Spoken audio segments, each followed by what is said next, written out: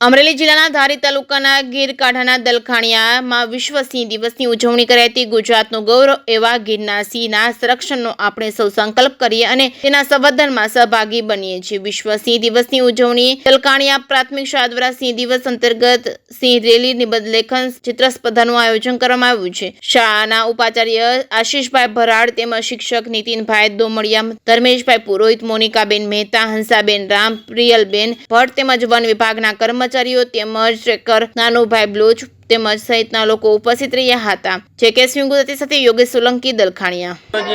10 August 2025ના રોજ શ્રી દલખાણિયા પ્રાથમિક શાળા મુકામે વિશ્વ સિંહ દિવસની ઉજવણી છે ખૂબ જ ભવ્ય રીતે આયોજિત કરવામાં આવી છે।